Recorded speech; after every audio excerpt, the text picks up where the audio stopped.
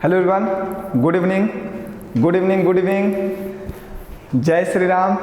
बताइए कैसे हैं आप सभी लोग। तो डिजिटल सम की क्लास में मज़ा आ रहा है। 2 क्लासेस हम लोग डिस्कस कर चुके हैं। आज हमारी लास्ट क्लास है डिजिटल सम की, और हमने बोला था कि आज की क्लास में आतंक होगा और तहलका होगा, और आज वही होगा। तो आज हमने जो क्वेश्चंस लिए हैं वो बहुत ही हाई लेवल के लिए हैं, और हम आपको आज पढ़ाने नहीं आए हैं, आज हम आपको दिखाने आए हैं। मैं रोज़ सिखाने आता था, रोज़ पढ़ाने आता था, बट आज सिर्फ हम आपको दिखाने आए हैं, ना ही पढ़ाने आए और ना ही सिखाने आए हैं। आज सिर्फ हम आपको ये दिखाने आए हैं कि हम कितने बड़े बड़े चैप्टरों के प्रश्नों को आसानी से डिजिटल सम से सॉल्व कर सकते हैं। बस हमें आज यही दिखाना है। मैं बहुत बड़ी क्लास आज नहीं लेने वाला, छोटी सी क्लास लूँगा। बस आपको एक झलक दिखाना चाहता हूँ उसकी, जिसकी आप झलक देखने के लिए तरस रहे हो। जब शादी होती ना, एक अपने होने वाली पत्नी की झलक देखने के लिए इंतजार करना पड़ता है, सेम वही इंतजार अभी आपको करना है। और एक झलक प्रश्नों की आप ऐसे देखोगे जो डिजिटल सम से सॉल्व करोगे और सेकंडों में आंसर दोगे।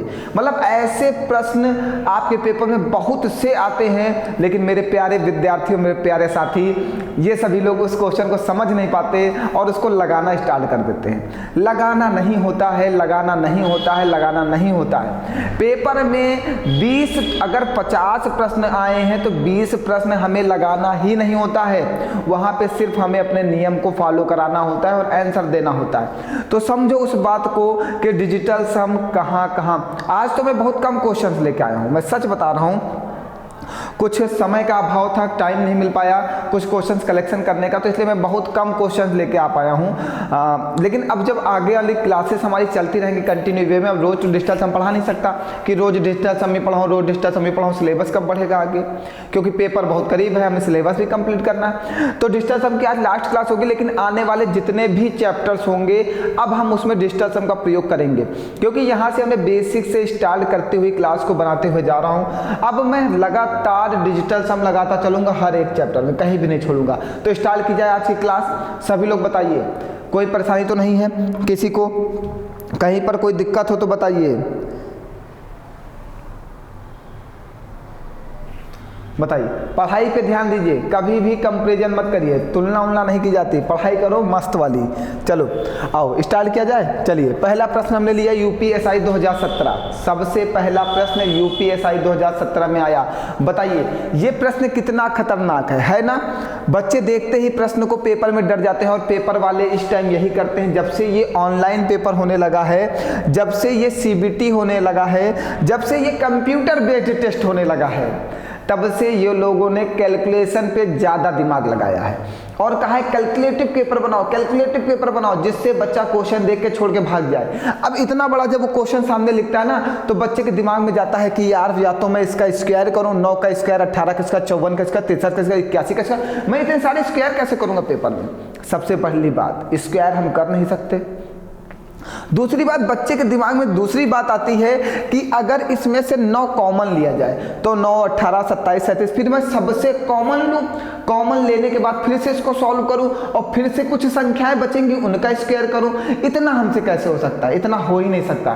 तो इसीलिए हमने बनाया है डिजिटल सम। डिजिटल सम से बड़े बड़े प्रश्नों को सॉल्व करेंगे और सेकंडों में सॉल्व करेंगे। आज मैं आपको यही दिखाने आया हूँ बस कि कितने बड़े बड़े प्रश्नों को हम सेकंडों में सॉल्व करेंगे। तो देखिए यहाँ पे डिजिटल सम लगाते हैं। डिजिटल सम में क्या होता है, जहाँ पे भी 9 होता है उसको क्या करते हैं, कैंसिल कर देते हैं। और जहाँ पे जोड़ने पर 9 बने, 8 1 9 उसको कैंसिल कर देते हैं, 7 2 9 उसको कैंसिल कर सकते हैं, 6 3 9 उसको कैंसिल कर दीजिए, 5 4 9 5 4 9 6 3 9 7 2 9 8 1 9 सब तो कट गया। मीन्स इस पूरे क्वेश्चन का डिजिटल सम क्या आ गया भैया? 0। जब क्वेश्चन का डिजिटल सम 0 आया हो तो आंसर का भी डिजिटल सम क्या आना चाहिए? 0 आना चाहिए। आना चाहिए ना? यही तो हम 2 दिन से सीख रहे हैं। आज हमारा तीसरा दिन और लास्ट डे है। आज सिर्फ हम चैप्टर में दिखाएंगे कि डिजिटल सम कैसे लगाया जाता है। इसके बाद सीधे सीधे पेपरों में, इसके बाद हम चैप्टर में मिलते रहेंगे और आपको दिखाएंगे बड़े बड़े प्रश्नों को। देखिए अब बार बार वहाँ पे मैं डिजिटल सम नहीं पढ़ाऊंगा, मैंने इसीलिए इस बार बेसिक से स्टार्ट की है। जितने भी बच्चे बीच में जुड़ेंगे वो उनकी रिस्पॉन्सिबिलिटी होगी कि आके डिजिटल सम की पूरी क्लास पढ़ेंगे, उनकी जिम्मेदारी होगी, मेरी कोई जिम्मेदारी नहीं। चलिए आइए अब चलते हैं, यहाँ पे देखते हैं कहाँ पे जीरो बनेगा। ये 5 4 9, यहाँ पे कितना बन जाएगा 5, ये 3 2 5, 5 5 10 और 10 8 18, 18 का मतलब 9। और डिजिटल सम 9 बराबर क्या होता है, डिजिटल सम 0। हमने ये पहले दिन बताया था। तो 3 2 5, 5 5 10, 10 का मतलब 1 और 1 और 8 9, डिजिटल सम 9 का मतलब क्या होता है, डिजिटल सम 0। यहाँ पे कितना बनेगा 6 7 7 5 12, 12 का मतलब 3, 9 7 2 9 8 5 13, 13 का मतलब 4। तो आंसर क्या आ गया 2.305। बताइए कोई परेशानी है? तो अगर आप पढ़ने वाले विद्यार्थी हो तो गारंटी मेरी है कि नौकरी मैं दिलाऊंगा तुमको। अगर तुम मेहनत करने वाले विद्यार्थी हो, तुम्हारे अंदर कैपेसिटी है मेहनत करने की, तो नौकरी मैं दिलाऊंगा माई के पेपर में, इस बार सीजीएल में। सिलेबस मैं कंप्लीट करूंगा और बिल्कुल बेहतरीन तरीके से पेन नहीं चलाने दूंगा, आंसर दिलवाऊंगा सिर्फ। चलिए आइए, जब ताज़ा मछलियों को सुखाया जाता है तो उनका भार 1/3 रह जाता है। सावी ने 2709 किलोग्राम ताज़ा मछली 27 रुपये प्रति किलोग्राम की दर से खरीदी और उन्हें सुखाने के पश्चात इतने रुपए प्रति किलोग्राम की दर से बेच दी, तो उसका लाभ क्या हुआ? मीन्स प्रश्न कहाँ से आया, प्रॉफिट लॉस से आया। लाभ क्या हुआ? अब एक कोई लड़की है, वो मछली खरीदने जाती है। एक कोई लड़की क्या खरीदने जाती है, मछली खरीदने जाती है ना। मछली खरीदने जाती है तो क्या होता है, जब आप खरीदते हो तो क्रय मूल्य मीन्स सीपी, और जब बेचते हो तो क्या होता है, एसपी। समझते चलना। जब ताज़ा मछलियों को सुखाया जाता है तो उनका भार 1/3 रह जाता है। मछलियां हैं जब गीली हैं तो भार ज़्यादा ही होगा, जब सूख जाएंगी तो भार कम हो जाएगा। तो सूखने के बाद भार 1/3 रह जाता है। सावी ने 2709 किलोग्राम ताज़ा मछली खरीदी। 2709 कितने किलोग्राम लाया, 2709 किलोग्राम मछली खरीदा, और 1 किलोग्राम मछली का रुपया कितना, 27 रुपये प्रति किलोग्राम। 27 रुपये प्रति किलोग्राम की दर से खरीदी, मीन्स 1 किलोग्राम मछली की कीमत है 27 रुपये। आप खरीदे कितना हो, 2709 किलोग्राम। तो जब 2709 किलोग्राम में 27 रुपये का मल्टीप्लाई करोगे, आपको टोटल वैल्यू पता चलेगी कि आपने कितने रुपए की मछली खरीदी है। अब इसको फिर बेचा है, कैसे बेचा है, मछली को सुखाया।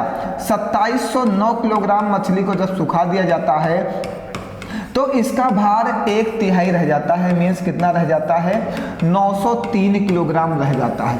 अब सावी के पास 903 किलोग्राम मछली बची, और सावी ने क्या किया, इस मछली को 97.5 रुपये प्रति किलोग्राम की दर से बेचा, मीन्स 1 किलोग्राम की कीमत 97.5 रुपये रखी। सावी ने कीमत रखी इसकी ना। अब बात समझ गए। अब इन दोनों में इसको कैलकुलेट करना है। मीन्स भैया जब आप इसका और इसका मल्टीप्लाई करोगे तब आपको सीपी मिलेगा, कॉस्ट प्राइस क्रय मूल्य मिलेगा। जब इसका और इसका मल्टीप्लाई करोगे तब आपको एसपी मिलेगा, विक्रय मूल्य मिलेगा। और फिर जब सीपी और एसपी आएगा तो प्रॉफिट निकालना होता है। प्रॉफिट क्या होता है, एसपी माइनस सीपी। तो एसपी से सीपी घटाओगे तो आपका प्रॉफिट आएगा। अब इतना बड़ा मल्टीप्लाई हम बिना कैलकुलेटर के कर सकते हैं क्या पेपर में, बताइए।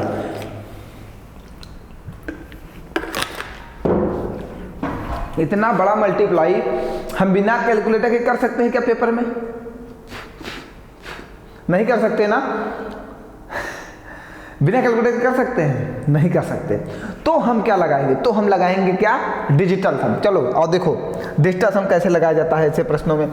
जहां पे 9 बनेगा 7 2 9 9 7 2 9, तो क्वेश्चन का जो सीपी आया वो क्या आ गया, 0 9 9 7 और 5 12, 12 का मतलब 3, और 3 गुणे 3 ये भी बन जाएगा 9। तो एसपी क्या आ गया, 0। देखो दोनों बराबर आया है, बात को समझते चलना।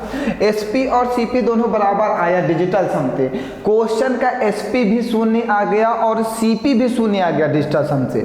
कैसे, यहाँ पे 9 था काट दिया तो यहाँ पे 3 बचेगा, यहाँ पे 9 था काट दिया, यहाँ पे 7 और 5 12, 12 को फिर से जोड़ो 2 1 3 और 3 3 9। जब डिजिटल सम 9 आता है तो उसका मान किसके बराबर होता है, 0 के। तो सीपी भी 0 आ गया और एसपी भी 0 आ गया, दोनों 0 आ गए। जब दोनों 0 आ गए तो आंसर भी 0 आना चाहिए। और चेक करते हैं, देखते हैं कहाँ पे आंसर 0 है। चलो भैया, यहाँ पे 9 9 कट गया, 8 1 9 कट गया, 5 4 9 कट गया। देखो यही आंसर, पहला वाला ही आंसर है। चेक करिए आप, जल्दी से। कैसे? 9 9 कट जाएगा, 8 1 9 कट जाएगा, 5 और 9 कट जाएगा, 0 हो गया। तो जब सीपी और एसपी दोनों 0 है तो प्रॉफिट भी 0 होगा। मतलब क्वेश्चन का डिजिटल सम जब 0 है तो आंसर का डिजिटल सम भी क्या होना चाहिए? 0 होना चाहिए। और 0 यहीं पे बन रहा है, आंसर आ गया आपका। बताइए कोई परेशानी?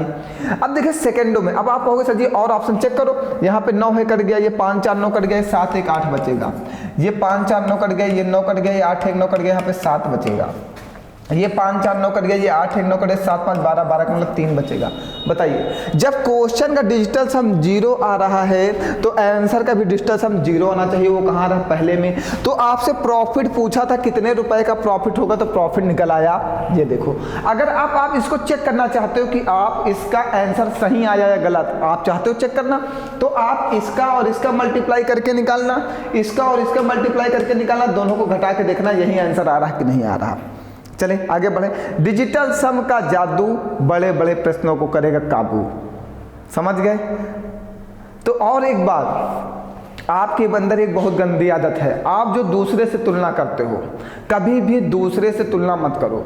आप अपनी कैपेसिटी को पहचानो, अपनी क्षमता को पहचानो, अपनी योग्यता को पहचानो और लड़ाई और मैदान में युद्ध में उतर जाओ। बिना अपनी कैपेसिटी पहचाने आप मत आओ, ठीक है? कभी भी आप अपनी बिना कैपेसिटी पहचाने मैदान में मत आओ, ठीक है? मैदान में आने से पहले आप अपनी कैपेसिटी पहचानो। जिंदगी में कभी किसी से तुलना मत करना, जिंदगी में कभी किसी से तुलना मत करना। सूरज और चंद्रमा, कभी सूरज और चंद्रमा की तुलना किसी से की गई? सूरज और चंद्रमा की तुलना किसी से की गई? कभी नहीं की गई। वो अपना समय आने पर चमकते हैं, वो अपने अपने समय पर चमकते हैं। सूरज दिन में चमकता है और चंद्रमा रात में चमकता है। जब जिसका समय होता है वो अपने समय पर अपनी योग्यता का प्रदर्शन करता है। तो आपको भी मौका मिलेगा, आपका भी दिन आएगा। वो दिन आएगा जब आप चमकना चाहोगे तो चमक के दिखाओगे। अगर आप चमकना ही नहीं चाहते हो तो आपको कोई नहीं चमका सकता। अगर आप चाहते हो कि आपका भी नाम हो, आपके घर वालों का नाम हो, आपकी रिस्पेक्ट हो, आपके घर वालों की रिस्पेक्ट हो, तो वो दिन दूर नहीं जब आप चमकना चाहोगे तो चमकोगे जरूर। देखो हमेशा ध्यान रखो, सूरज भी अपना समय आता है, सूरज भी रोज चमकता है और चंद्रमा भी अपना समय लाता है, वो भी रोज चमकता है। तो आपका भी समय आएगा, वो दिन दूर नहीं होगा जब आपके हाथ में जॉब होगी। बस हमारे पास मेहनत, संघर्ष, सफलता के लिए कहानी रचनी होगी। कहानी रचने का मतलब हमें इतनी मेहनत करनी होगी, इतना लगन से पढ़ना होगा, सब कुछ छोड़ छाड़ के हमें पढ़ाई करनी होगी, तभी हम चमक सकते हैं। और चमकना हर एक व्यक्ति चाहता है, हर एक व्यक्ति चाहता है हमारे पास जॉब हो, लेकिन मेहनत करना कोई नहीं चाहता। बिना मेहनत के सभी लोग सफलता चाहते हैं और बिना मेहनत के सफलता नहीं मिलेगी। संघर्ष जरूरी है, मेहनत जरूरी है, तभी आपको सफलता मिलेगी। देखो ऐसे इतना आसान नहीं होता, हर चीज सब कुछ पा पाना इतना आसान नहीं होता जिंदगी में। जिंदगी में एक दूसरे से तो तुलना करना छोड़ ही दो कि वो नहीं पढ़ता तो हम भी नहीं पढ़ेंगे, वो घूमने जा रहा तो हम भी घूमने जाएंगे, वो वहां नहीं जाता तो हम भी नहीं जाएंगे। उससे तुम्हारा क्या मतलब है? उससे तुमको क्या प्रॉफिट है? तुम अपना भविष्य देखोगे या उसका भविष्य देखोगे? तुमको अपना भविष्य देखना है, अपने बारे में सोचना है, दूसरे के बारे में 1% नहीं सोचना है। तुम तो यही चाहो कि दूसरा वाला ना पढ़े, तुम अपना हमेशा एक ही दिमाग लगाओगे कि दूसरा वाला ना पढ़े। जब दूसरा वाला नहीं पढ़े तुम भी नहीं पढ़ोगे। कम से कम आप अपने चीज को पॉजिटिव बनाओ और बगल वाले को भी पॉजिटिव थिंकिंग दो कि भैया पढ़ो पढ़ो पढ़ो। जब आप दिन भर 10 बार उससे कहोगे पढ़ो तो वो भी सुधर सकता है, लेकिन आप सुधारना नहीं चाहते, दूसरे को आप बिगाड़ने का काम कर देते हो। तो आप भी सुधरो, दूसरे को भी सुधारो, तभी सभी लोग सुधर पाओगे। और अच्छे से पढ़ाई करो, समय आएगा, चमकने का समय सबका आता है। एक दिन आप भी चमकोगे, जो मेहनत करेगा वो चमकेगा, बिना मेहनत के कोई नहीं चमक सकता, ठीक है? तो हर दिन आएगा आपका भी। और अगर आपने अच्छे से पढ़ाई की है, एक एक पॉइंट सीखा है, तो हम गारंटी लेते हैं कि आपको नौकरी मिलने से कोई नहीं रोक सकता।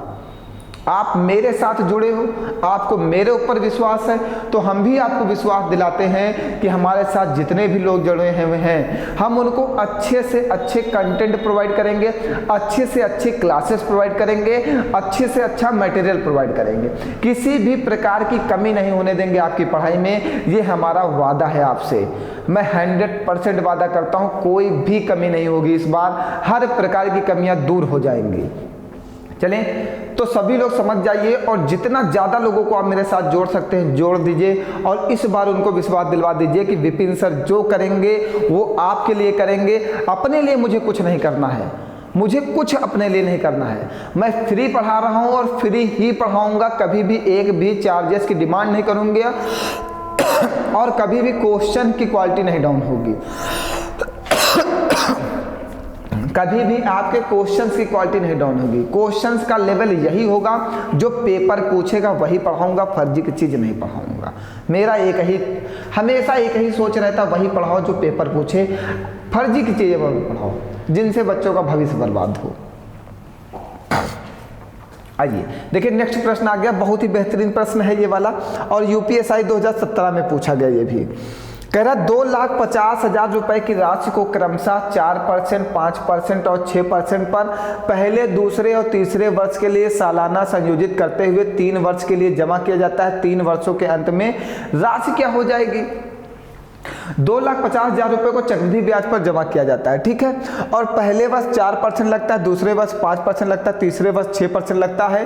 तो पहले, दूसरे और तीसरे वर्ष सालाना संयोजित करते हुए 3 वर्ष के अंत में चक्रवृद्धि ब्याज क्या होगा, सालाना संयोजित राशि क्या होगी? तो भैया यहाँ पे हम आपको चक्रवृद्धि ब्याज पढ़ाने नहीं आए हैं, हम आपको यहाँ पे डिजिटल सम पढ़ाने आए हैं कि डिजिटल सम से इस प्रश्न को कितनी जल्दी लगाया जा सकता है। हम आपको ये सिखाने आए हैं बस। देखिए आपके पास 2,50,000 रुपए हैं, है ना। पहले वर्ष 4% का ब्याज लगा तो 104/100, दूसरे वर्ष 5% का ब्याज लगा तो 105/100, तीसरे वर्ष का 6% का ब्याज लगा तो 106/100। जब इतना बड़ा प्रश्न आपके सामने आ जाता तो आप सोचते हो चक्रवृद्धि ब्याज हमारा चैप्टर बहुत कठिन है, हम इसका कैलकुलेशन पेपर में कैसे करेंगे। आप कैलकुलेशन की वजह से पेपर को, चैप्टर को कठिन बता देते हो, प्रश्न को कठिन बता देते हो, क्योंकि आपको कैलकुलेट करना नहीं आता। तो हमें कैलकुलेट करना है डिजिटल सम से और कोई भी रूल नहीं लगाना, हमें डिजिटल सम लगाना है। चलो समझो, 5 2 7, 4 1 5, 5 1 6, 6 1 7, ठीक है। और ये तो सब एक बन जाएगा, ये तो कोई प्रभाव डालेंगे नहीं, जब इनको जोड़ोगे तो एक, ये भी एक, ये भी एक, 7 5 35 और 7 6 42, ये क्या हो जाएगा 5 3 8, ये 4 2 6, 8 6 48, 8 4 12, 12 का मतलब 3। क्वेश्चन का डिजिटल सम कितना आ गया 3, तो आंसर का भी डिजिटल सम क्या आना चाहिए 3 आना चाहिए। चलिए देखते हैं कहाँ पे, 9 कटा 5 5 10, 10 का मतलब 1, 6 1 7, 7 2 9, ये तो आंसर नहीं हो सकता, ठीक है। यहाँ पे आओ 4 1 5, 5 3 8, ये भी आंसर नहीं हो सकता। यहाँ पे आओ 5 3 8, 8 8 16, 16 का मतलब 7, 7 6 13, 13 का मतलब 4, ये भी आंसर नहीं हो सकता। 9 कट गया, ये 8 8 16, 16 का मतलब 7 और 7 3 10, 10 का मतलब 1 2 1 3। क्वेश्चन का डिजिटल सम यहाँ पे 3 आ रहा है, तो यही आपका आंसर होगा। बताइए कोई परेशानी? आप गुणा करके देख लो, इसके अलावा कुछ आंसर नहीं आ सकता। तो हमें बस आपको आज यही दिखाना है कि चैप्टर कोई भी हो, हम डिजिटल सम से क्वेश्चन के आंसर को सॉल्व कर सकते हैं। और इस बार बहुत ही बेहतरीन आपके साथ होने वाला है। आप पूरे मैथ के बदले हुए स्वरूप को पढ़ने वाले हो, मैथ के बिल्कुल बदले हुए रूप को आपको हम पढ़ाने वाले हैं। पेपर के प्रश्न आए हुए ही होंगे, जितने भी हम आपको पढ़ाएंगे सब कहीं ना कहीं प्रश्न पूछे गए होंगे। हम सारा कलेक्शन इकट्ठा कर चुके हैं, बस आपके नोट्स बन रहे हैं। हम रोज का रोज क्लास देते जाएंगे और जितने भी आए हुए पेपर के प्रश्न होंगे वही पढ़ाएंगे, फर्जी की चीज नहीं पढ़ाएंगे, हमेशा ध्यान रखिएगा। आइए देखिए, कहा गया यूपीएससी 2018 में पूछा गया, कहा गया इसका HCF बताइए। अब सोचो इतना बड़ा HCF, देखो HCF पढ़ाने नहीं आओ, पहली बात आप समझ लो। HCF तुम्हें निकालना नहीं आता कोई बात नहीं, हम निकालने के लिए कभी जीवन में कहेंगे तो बताना। HCF नहीं निकालना आता, नहीं निकालना है यार, डिजिटल सम तो आता है ना, तो डिजिटल सम लगाएंगे और कुछ नहीं लगाएंगे। इतनी बड़ी संख्याओं का HCF इतनी जल्दी कोई भी नहीं निकाल सकता कि HCF क्या होगा। लेकिन अगर डिजिटल सम की बात की जाए तो डिजिटल सम क्या कहता है, जहां पे भी 9 हो उसको काट दो। यहाँ पे 9 कट गया, 8 1 9 कट गया, 7 2 9 कट गया, 6 3 9 कट गया, 5 4 9 गया, इसका डिजिटल सम क्या आ गया 0। 9 कट गया, 8 1 9, 7 2 9, 6 3 9, 5 4 9, इसका डिजिटल सम क्या है 0। तो मीन्स HCF का डिजिटल सम जो आया है वो क्या आया है 0। तो आंसर का भी डिजिटल सम क्या आना चाहिए 0। डिजिटल सम 9 का मान क्या होता है 0। बताइए कोई परेशानी? ऐसे सेकंडों में प्रश्न लगा के आंसर फेंक देना है मुंह पे, उठा के तुरंत का तुरंत, कुछ भी नहीं करना है, हमें सेकंडों में उठा के आंसर दे देना है उनको। वो भी सोचेंगे कि हमने किसके लिए पेपर बनाया था। वो इतना विद्वान बच्चा कौन था? विद्वानी तो हमारे पास बहुत है, हमारे रग रग में विद्वानी भरी हुई है, लेकिन हमारे जो विद्वानी है वो जुगाड़ वाली है। हमें को पेपर कैसे निकालना है, हमें पेपर कैसे बीट करना है, हमेशा आपको वही समझना है कि ये पेपर निकलेगा कैसे। हमें नौकरी पानी है, हमें मास्टर नहीं बनना किसी भी सब्जेक्ट का, ठीक है। आइए देखिए, लोअर पीसीएस 2021 में पूछा गया और इसका एचसीएफ पूछा है। बताइए, इसका एचसीएफ पूछा है, मीन्स इसका नहीं एलसीएम पूछा है, एलसीएम लघुत्तम समापवर्त। इसके पीछे वाले क्वेश्चन में एचसीएफ पूछा था, इसमें एलसीएम पूछा है। कह रहा है इसका लासा बताओ। तो लासा बताना कौन सी बड़ी चीज़ है, सबको लासा निकालना आता है यार। अगर नहीं आता तो सिखा देंगे, काहे परेशान हो। लासा और लमासा की क्लास में हम आपको एलसीएम एचसीएफ बहुत बेसिक से सिखा देंगे, बेसिक से एक एक पॉइंट सिखा देंगे, बिल्कुल मत परेशान हो। जो भी होगा वो आपके सामने होगा, एक एक क्लास पढ़ाऊंगा, मैंने कह दिया कुछ भी नहीं छोड़ूंगा इस बार, चाहे कुछ हो जाए, एक एक क्लास चलेगी आपकी। चलिए अब समझिए, अब लासा निकालना है। 5 3 8 1 9, इसका डिजिटल सम क्या आएगा 0। 4 3 7 2 9, 4 3 7 2 9, 5 3 8 1 9, तो एलसीएम का डिजिटल सम क्या आ गया 0। तो आंसर का भी डिजिटल सम क्या आना चाहिए 0। कहाँ पे आएगा देखो 8 1 9 7 2 9, देखो आंसर आ गया आपका। बताओ कहीं पे लोअर पीसीएस 2021 का आया हुआ प्रश्न है। अगर नहीं विश्वास है तो पेपर उठा के देखो। किसी किसी बच्चे को लगता होगा कि सर जी आप यहाँ पे इसके ऑप्शन चेंज कर सकते हो, कर देते हो, तो आप एक बार प्रीवियस ईयर पेपर तो आपके पास होगा ही, मोबाइल है, चेक करो। अगर कोई ऑप्शन चेंज होगा तो मुझे बताइएगा। आपके पास मोबाइल है ना, मोबाइल में डालो लोअर पीसीएस 2021 मेंस पेपर और चेक करो, सेम टू सेम यही ऑप्शंस और यही क्वेश्चन। आप एलसीएम निकालोगे, दूसरा बंदा डिजिटल सम से क्वेश्चन लगा के चला जाएगा, आप बैठे के बैठे हाथ धरे के धरे सोचते रह जाओगे कि वो क्या करके चला गया। ऐसे पढ़ाई करनी है कि पेपर में प्रश्न लगाना ना पड़े, हमारा समय बचना चाहिए और कुछ नहीं होना है। बात समझ गए? तो आज जो हम आपको दिखाने आए थे वो यही दिखाने आए थे कि चैप्टर कोई भी हो हम डिजिटल सम लगाएंगे। तो जितने भी आपके जानने वाले हैं उन सबको मेरे साथ जोड़ दो। जोड़ने के बाद उन्हें एक बात बता दो कि सभी लोग डिजिटल सम की क्लास पढ़ लें और उसके बाद हमारे साथ कंटिन्यू करें, क्योंकि अब तो होने वाला है बहुत बड़ा खेल मैथ में। अब मैथ में होगा खेल बहुत ज़बरदस्त वाला। अब हम आपको एक चीज़ और आज सिखाना चाहेंगे, भाग देने के नए मेथड। भाग कितनी आसानी से दिया जाता है ये भी सीख लो। अभी तक आप भाग देने के मेथड नहीं जानते हो, लेकिन भाग बहुत आसानी से दिया जाता है, उस चीज़ को आप अभी तक समझ नहीं पाए। जैसे ये सब क्वेश्चन आपके पेपर में आ जाएंगे तो आपको समय लगेगा। अच्छा अभी एक और है, अभी डिजिटल सम का एक क्वेश्चन और है। चलो यूपीएसआई 2021, हम तो पेपर में क्वेश्चन पढ़ते भी नहीं हैं, हम तो देखते हैं 5 4 9, 5 3 8 1 9 9, तो आंसर भी 9। समझ रहे होंगे नहीं? हम तो पेपर में जाते हैं, क्वेश्चन पढ़ते ही नहीं कि ये क्या कहता है। कुछ भी कहे यार, हमसे कोई मतलब नहीं, हमें तो लगाना डिजिटल सम ही है ना। क्वेश्चन क्या कह रहा है कि अर्जुन शांत जल में 40.5 किलोमीटर प्रति घंटा की गति से नाव चलाता है।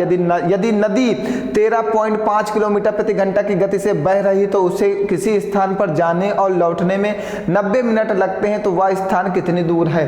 अब देखो ना, डिजिटल सम जब भी लगाया जाता है तो इसका कॉन्सेप्ट क्या होता है। देखो जब हमने डिजिटल सम लगाया तो ये वाला भी 0 हो गया, 5 4 9 पूरा कट गया, ये भी वाला 0 हो गया, 5 3 8 1 9 कट गया, और समय भी आपका 9 कट गया। मीन्स सब जगह प्रोसेस एक है, तो आंसर में भी 7 2 9 बनेगा और कुछ नहीं बन सकता। डिजिटल सम लगाने के हमें कॉन्सेप्ट सीखने हैं और चैप्टर में ही सिखा पाएंगे जब खूब सारे प्रश्न लिए जाएंगे। फिर आपको सिखाया जाएगा कि कौन कौन से कॉन्सेप्ट से डिजिटल सम से हम क्वेश्चन को सॉल्व करते हैं। ये यूपीएसआई 2021 का आया हुआ प्रश्न है। बताइए, यूपीएसआई 2021 में पूछा गया प्रश्न, क्या समय लगेगा आपको? आप ऐसे सेकंडों में प्रश्नों को हिला के रख दोगे, कुछ भी नहीं करोगे, सिर्फ डिजिटल सम लगाओगे, डिजिटल सम लगाओगे, डिजिटल सम लगाओगे और कुछ नहीं करना ना। अब हम आपको एक नया मेथड सिखाने वाले हैं, भाग देने का। जैसे आपके प्रश्न पेपरों में इस टाइम इस तरह के प्रश्न थोड़ा चल रहे हैं, ये देखिए ये वाले प्रश्न थोड़ा इस तरह के प्रश्न चल रहे हैं, तो इसको कैसे हम लोग सॉल्व करते हैं इनकी बात कर लेते हैं। ऐसे प्रश्नों को कैसे सॉल्व किया जाता है ना। छोटे छोटे से प्रश्न हैं और सीपीओ 2020 में पूछा गया, ऐसे प्रश्न सीपीओ 2020 में पूछे गए हैं। ठीक, तो बहुत सारे प्रश्न हमने ऐसे लिए हुए हैं आज जो हमें आपको सिखाना है। तो हम लोग स्टार्ट करते हैं बिल्कुल बेसिक से। ठीक है, जैसे ये वाला प्रश्न है पहला, बिल्कुल बेसिक से शुरू करते हैं और आपको आज हम भाग देने के नए मेथड सिखाते हैं। भाग कैसे दिया जाता है। डिजिटल सम तो हमने बहुत बेहतरीन आपको सिखाने का प्रयास किया।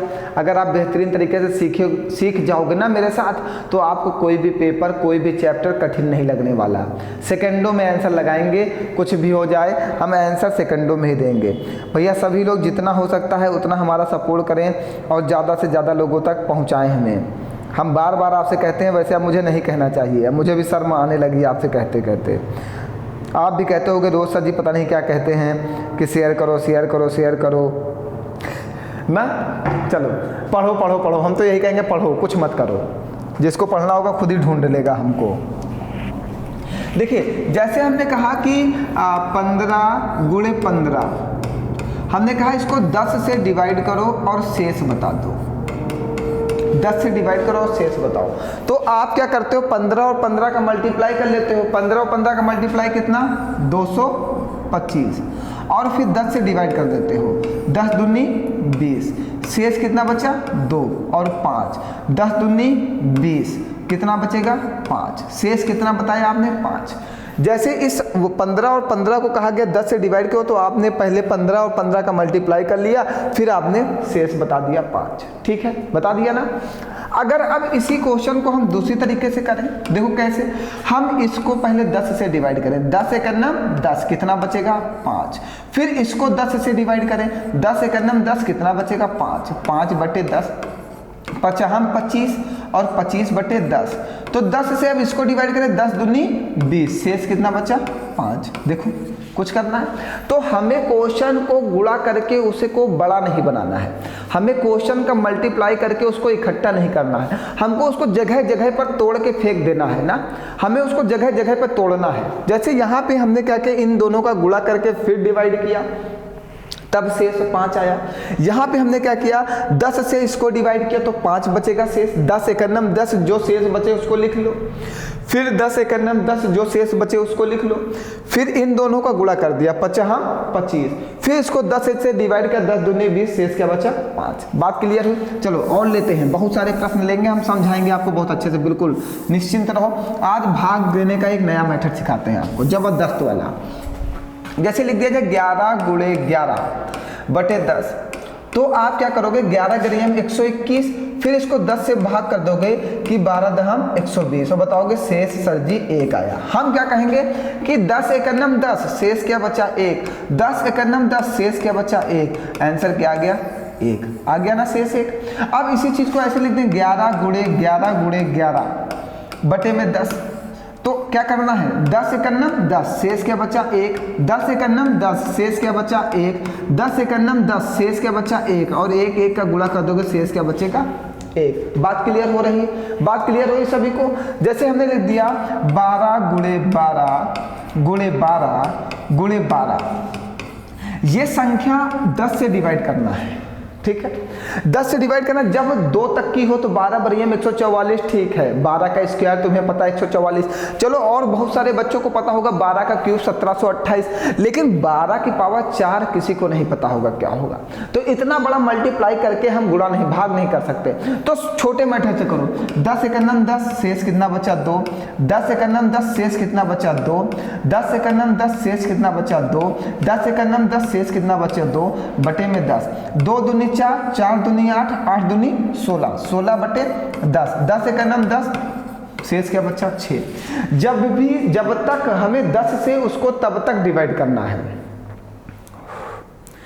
हमें संख्या को 10 से तब तक डिवाइड करना है जब तक शेष भाग देने वाली संख्या से छोटा ना हो जाए, क्योंकि अब 6 जो है 10 से भाग नहीं जाएगा, और जब तक संख्या से भाग जाएगा हम तब तक उसको डिवाइड करते रहेंगे। हमेशा ध्यान रखना, डिवाइड करने वाली संख्या से छोटा शेष आना चाहिए, उससे बड़ा शेष कभी नहीं बचता। जिस संख्या से आप डिवाइड करते हो शेष हमेशा उससे छोटा ही आता है। चलो अब समझो, ये प्रश्न जो आपको दिया गया है 17 गुणे 22, गुणे 36 गुणे 54 गुणे 27 गुणे 31 गुणे 63 बटे में 10। इसको 10 से डिवाइड करना है। तो 10 से करना हम 10, शेष कितना बचा 7, 10 दूनी 20, शेष कितना बचा 2, 10 33, शेष कितना बचा 6, 10 पचे 50, शेष कितना बचा 4, 10 दूनी 20, शेष कितना बचा 7, 10 33, शेष कितना बचा 1, 10 छक्का 60, शेष कितना बचा 3 बटे में 10। आप समझते चलना। देखो आपको सिर्फ और सिर्फ सीखना है, पढ़ना नहीं है। मैं पढ़ाने का काम नहीं करता, मैं सिर्फ सिखाने का काम करता हूँ। मेरा एक ही सिद्धांत है कि एक बार सिखा दो, जीवन भर कोई नहीं भूलता। पढ़ाओगे तो वो बार बार भूलेगा। सिखा दो। सीखना हर कोई चाहता है, पढ़ना कोई नहीं चाहता, लेकिन पढ़ाना हर कोई चाहता, सिखाना कोई नहीं चाहता। तो मैं हूँ, मैं पढ़ाना नहीं चाहता, मैं सिखाना चाहता हूँ और आपको सिखा के ही रहूँगा मैथ। ये हमारा दावा है। मैं आपको मैथ सिखा के ही मानूंगा। बस आप मेरे साथ जुड़े रहो और उस क्लास तक इंतजार करो जिस दिन मैं कहूँ कि आज से मैथ कंप्लीट हुई, अब तुम राजा, अब मैथ में सिर्फ तुम्हारा ही जलवा। वो दिन आएगा, वो दिन बहुत ही करीब आएगा, वो समय आएगा। हर चीज़ का समय आता है। जैसे सूरज दिन में चमकता है और चंद्रमा रात में चमकता है। दोनों के चमकने का समय डिवाइड है, लेकिन चमकते दोनों हैं। समय लगता है दोनों को। हर लोगों को 12-12 घंटे का इंतजार करने के बाद मौका मिलता है अपनी चांदनी बिखेरने का। तो हमें भी थोड़ा सा समय चाहिए आपकी चांदनी बिखेरने में। थोड़ा सा समय दीजिए ना। अब देखिए, अब यहाँ पे क्या करना है। अब बहुत सारे बच्चे कहेंगे सर जी अभी तो बहुत बड़ी बड़ी संख्याएं बची हैं। बिल्कुल बची हुई हैं। हम इन सभी संख्याओं को गुणा करके इकट्ठा नहीं करेंगे, हमें हमेशा तोड़ना है। बस देखो, आप इतना इतना गुणा करो। 7 दूनी 14, 6 चौको 24, 7 एक नम 7, 7 त्रिक 21। 10 से डिवाइड करो, 10 एक नम 10, कितना बचेगा 4। 10 से दूनी 20, कितना बचेगा 4। 10 दूनी 20, कितना बचेगा 1 बटे में 10। 4 चौको 16, 16 बटे 10। 10 एक नम 10, शेष कितना बचेगा 6। बात समझ गया सभी लोग। देखो हमने क्या किया, अब हमने इन दोनों का गुणा करके लिख लिया 7 दूनी 14, फिर इन दोनों का गुणा करके लिख लिया 6 चौको 24, फिर इन तीनों का गुणा करके लिख लिया 7 त्रिक 21। क्योंकि हमने कहा हम गुणा बहुत बड़ा नहीं बनाएंगे, क्योंकि हमें गुणा आता ही नहीं। फिर हमने इसको 10 से डिवाइड कर लिया, इसको 10 से डिवाइड कर दिया, इसको 10 से डिवाइड करके शेष निकाल के और आपको आंसर दे दिया। बताओ कोई परेशानी किसी को? सबको समझ में आ रहा है? डिवाइड करने का एक नया मेथड समझ में आ रहा है, सभी लोगों के दिमाग में जा रहा है? बताइए कोई परेशानी? चलिए आगे बढ़ते हैं। फिर देखिए आप, यही प्रश्न सीपीओ 2020 में आया। सीपीओ 2020 में आया, क्या आया? 1433 इंटू 1422 इंटू 1425 अपॉन में 10। अब सीपीओ ने देखो एक प्रश्न दिया, सीपीओ 2020 में दिया ना, इसको 10 से डिवाइड करने के लिए कहा। अब एक बात और समझाते हैं आपको। देखिए आपने जब यहाँ से 10 से डिवाइड किया, शेष क्या बचा था 7। 7 कौन सी इसकी लास्ट वाली संख्या है। 10 से जब इसको डिवाइड किया तो शेष कितना बचा था 2। 2 कौन सी इसकी लास्ट वाली संख्या है। जब 10 से इसको डिवाइड किया तो शेष क्या बचा 6, तो लास्ट वाली संख्या। 10 से डिवाइड किया शेष क्या बचेगा 4, देखो इसकी लास्ट वाली संख्या। 10 से इसको डिवाइड किया शेष कितना बचेगा 7, देखो इसकी लास्ट वाली संख्या। 10 से इसको डिवाइड किया शेष कितना बचा 1, देखो इसकी लास्ट वाली संख्या। 10 छक्का 60, शेष कितना बचा 3, लास्ट वाली संख्या। मीन्स जब भी किसी संख्या को 10 से डिवाइड करते हो तो शेष उसकी अंतिम संख्या बचती है ना। यही तो समझ में आया। जब भी किसी संख्या को 10 से डिवाइड किया जाएगा शेष उसकी अंतिम संख्या बचेगी। तो अब जैसे यहाँ पे कैलकुलेशन आ गया, तो 10 से जब इसको डिवाइड करोगे तो शेष इसकी अंतिम संख्या बचेगी। जब 10 से इसको डिवाइड करोगे शेष इसकी अंतिम संख्या बचेगी। 10 से इसको डिवाइड करोगे तो शेष इसकी अंतिम संख्या बचेगी बटे में 10। 3 दूनी 6, 6 पंचे 30। जब किसी संख्या को 10 से डिवाइड करोगे तो शेष उसकी अंतिम संख्या होती है, तो शेषफल क्या आ जाएगा 0। और देखो 10 30 पूरा पूरा कट जाएगा, शेष क्या बचेगा 0। तो अंतिम संख्या ही इसका शेष आता है। जब किसी संख्या को 10 से डिवाइड किया जाता है तो शेष उसकी अंतिम संख्या बचती है। बात क्लियर है सभी को? बताइए कोई परेशानी, कहीं पर कोई डाउट है? कोई भी डाउट हो तो पूछ सकते हो, भाग देने में आगे बढ़ाया जाए। चलिए ये प्रश्न अभी बताते हैं, पहले ये प्रश्न बताते हैं। सीपीयू 2020 फिर से एक प्रश्न आया और 35 से डिवाइड करना है। देखो 72 गुणे 73 गुणे 78 गुणे 76। देखो कैलकुलेशन हमें आसान करना है हमेशा, बस आपको समझते चलना है।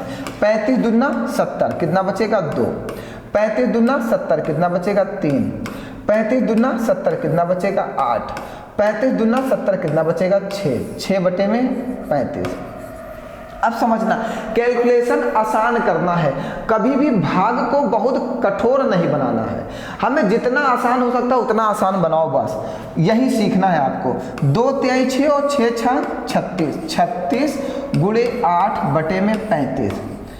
35 से उसको डिवाइड कर दो, 35 से करना 35 क्या बचेगा 1 गुणे 8 और 8 करना 8, शेष क्या आ गया आपका 8। अब बहुत सारे लोग क्या करते हैं, इसको गुणा करते 2 तिहाई 6 फिर या तो फिर 2 तिहाई 6 और 8 6 48। अरे उल्टा सीधा मत करो, ऐसा गुणा करो कि जिस संख्या से भाग करना है उसके पास पहुंच जाओ। तो 2 तिहाई 6 6 6 36 36 और इस गुणे का 8 है, इसको वहीं डाल लो, बगल में पड़ा रहेगा। 35 से करना 35, शेष क्या बचा 1 और 1 गुणे 8, शेष क्या आ गया 8। थोड़ा सा दिमाग कर, देखो भैया दिमाग खोलना होगा, जो आपका दिमाग बंद है ना इसको ओपन करना होगा, और हमारा काम है आपके दिमाग को ओपन कराना।